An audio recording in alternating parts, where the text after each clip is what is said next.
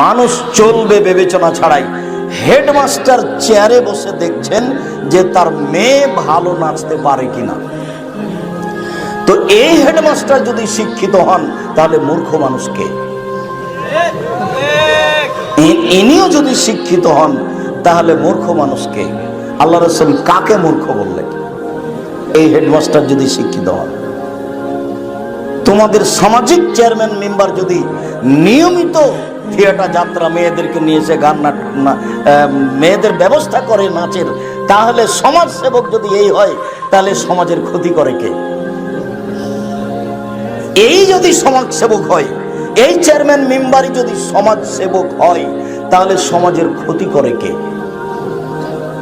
ও নিজেই জানে না সমাজ সেবক কাকে বলে, হেডমাস্টার নিজেই জানেন না হেডমাস্টার কাকে বলে, লেখক নিজেই বুঝেন না লেখক কাকে বলে, সেই জন্য কুকুরে টেলিফোন করছে।